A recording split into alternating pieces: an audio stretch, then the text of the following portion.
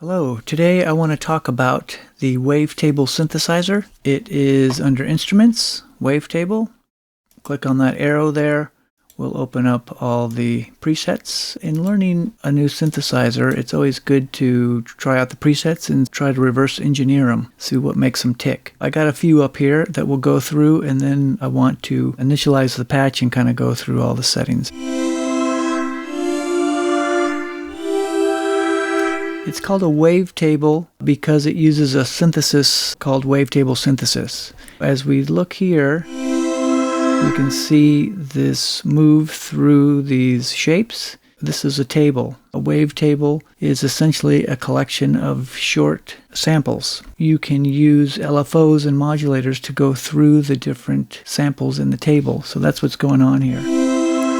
It's morphing through the different samples in this particular table called Sines 5.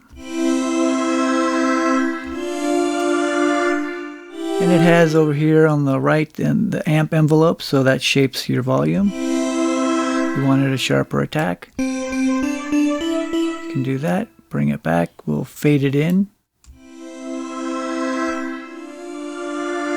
The beauty about Wavetable and any of the Wavetable synthesizers is how the sound changes over time. A Wavetable synthesizer that's real popular is Serum by Extra Records. Reason makes one called Europa that is very good. There's a Wavetable synthesizer in the Hallian Sampler in Cubase. So this is going through an organ table. Now if I grab this, I can actually move through the table. Kind of a cool bell ambient kind of sound. Now this is adding some other stuff. There's some reverbs and stuff on there.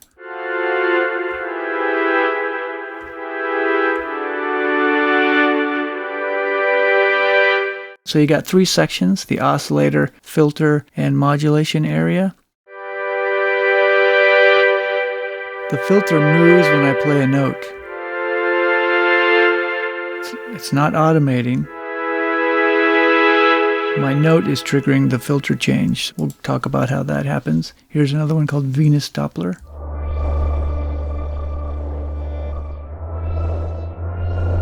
And see that, you can see the filter changing.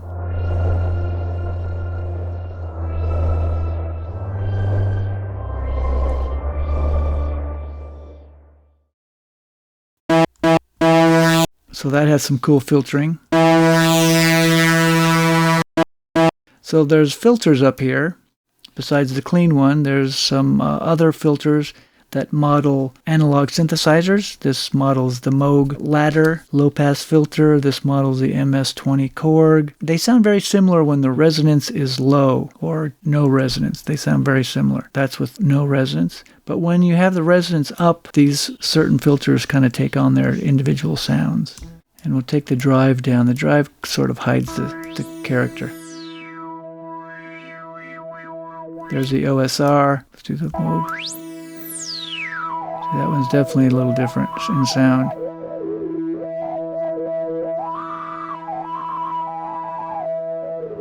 Let's see what this one is.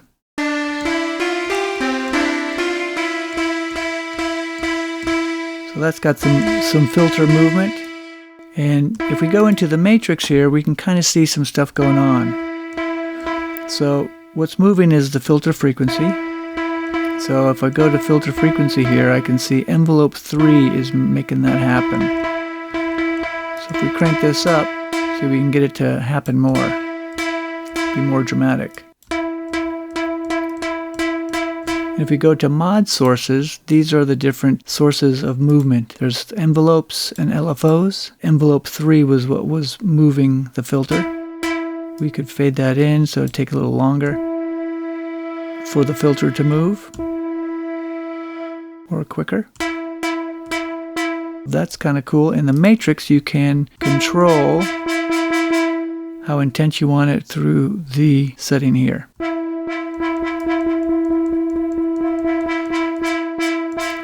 So that's kind of fun. So this one I picked because, and these are all factory patches. This is Villo, Reso, Flux. When I play a note, notice it changes what waveform in the table it's going to play. So if we go to the matrix here, this is what's moving, this here, so oscillator position. There's oscillator position. LFO1 is what's causing this to happen. So if we go to mod source, LFO1, it's using a sample and hold as the modulator, wave shape. And then if I make the rate faster and just hold the note down, it'll go through the different waveforms in the table. If you want it less intense, reduce the range, bring down the amount. If you want it more extreme, crank that up so you can make it go really fast, or slow it down. And that's what was happening. So it was going through this randomized LFO waveform at a slow rate. Every time when I played a note, it would pick a different place in the wavetable. So one way to learn a new synthesizer or a new instrument is to play the factory sounds, and another way is to bring the patch over. And if I just drag the top level here, I don't actually go and grab a patch, it'll be initialized in a default state. So that's what this is here. And if I play a note and cycle through the table, you can see it's like sine wave, triangle, sawtooth to square. If we go here to basic shapes, these are the different tables. So you can really change the sound quite a bit by just moving through the table. Over here where it says basics, these are the different categories. So we could go like format, there's more vowel.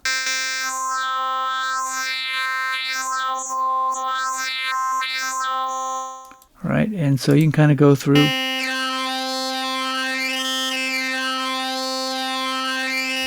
And if we want to move that, we can go to the matrix. So it's oscillator position. Let's do the LFO. And then to change that movement, we're going to go to mod sources, LFO1.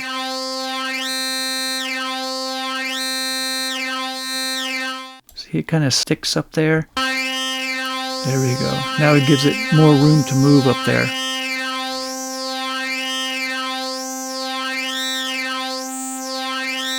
And if you want it slower, you can make it go slower.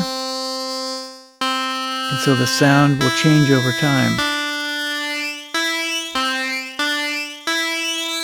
Right? And you can have two oscillators, so you can have two different sounds doing different things. That might be kind of interesting to modulate with the other one. So there's oscillator 2 position. Maybe we'll do the opposite LFO. As this is going up, this will go down, and then turn them both on.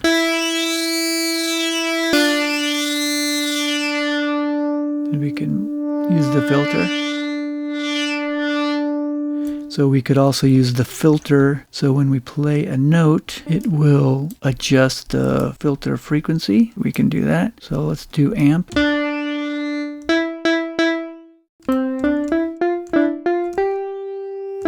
So you can get it sounding more conservative sounding. And if you want more movement, crank up the filter and play longer notes. Or have the LFOs go faster. So let's go back and initialize this. Down here are some effects. So there's FM, classic, and modern. FM can change the sound quite a bit and the tuning. So if we go up to 50%, that's an octave higher. You can always get the tuner, audio effects, make sure what you're... So I'm playing a D, so there it is. But notice when I go lower, it detunes it. So you got to be careful about that. But you can get some crazy sounds with the FM.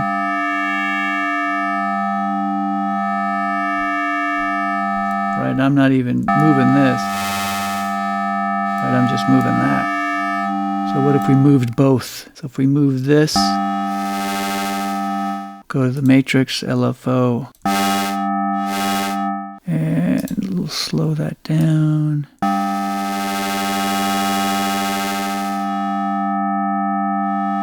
So when you move a parameter, it will then show up in this matrix area. So I'm using LFO too, so we'll slow that down. Maybe use a triangle. So you can hear how it changes.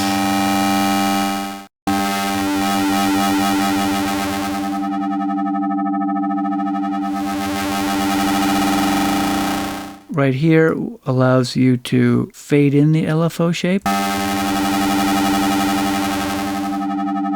So if we go to LFO1, we can reduce the amount. So it just hits the top of that distorted part right here. Right, so you can do a lot of fun stuff. With the filtering, there's the different filter types: low pass, high pass, band pass, notch. So there's the morph. That morphs between high pass and low pass, and then you got to crank this up here.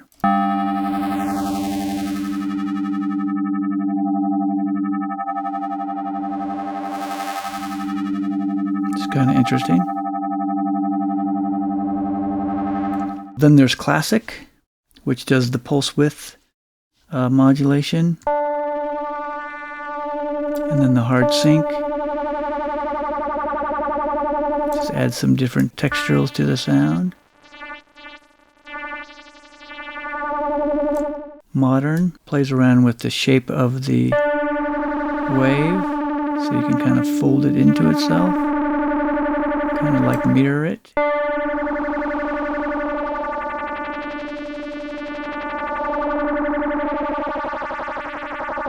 Now if I just play individual notes, it doesn't really start getting too crazy until I hold notes down. You can add a sub and different octaves here. A little tone. Give it a little more stability. Overall volume over here. You can glide between notes. So glide only works when it's set to mono. That's the glide. Without the glide. And then Unison detunes voices. So see when I had it to none. And then let's do the classic. And then this is the amount of detuning. Right, so it defaults around 30. So it's a way to thicken up the sound a little bit. Here's shimmer. Noise. Dirties it up a little bit. But classic and shimmer are really cool. Now you can bring your own sounds in here. Let's do that one. So you can drop it in there. The nasty slide. That's kind of cool. So you can get some really experimental type sounds, especially through the matrix area when you start modulating some of this stuff. The MIDI allows you to control stuff through notes, pitch bend, the mod wheel. So the mod wheel defaults to controlling this parameter. If I turn the mod wheel, I can cycle through the table and control that. Amp is all automatically routed to velocity, which makes sense. You can have pitch randomize, which is kind of interesting. When I play different notes, we're getting different pitches. Right, if I turn that off, randomize it. The smaller the number, the smaller the range of pitch change. You can have notes control the position. Different notes control different positions in the wavetable. So Wavetable is a pretty cool synth. A lot of cool sounds. You're not going to get acoustic type sounds. You're going to get more contemporary synth type sounds. And the beauty and the power of Wavetable is having the sounds change over time and modulate with these LFOs, envelopes, and amps. Now you can also, I didn't show, you can make these taller so you can see more things in one window because we are sort of restricted in Ableton with our size. You can see both oscillators. If we bring it back down, there's this here, which allows us to see it represented as in a circular form, which is kind of interesting. This is your volume for the individual oscillator and pan. So you could control and mix the oscillators with each other. Put the sub in there, you like have a third oscillator. Okay, see ya.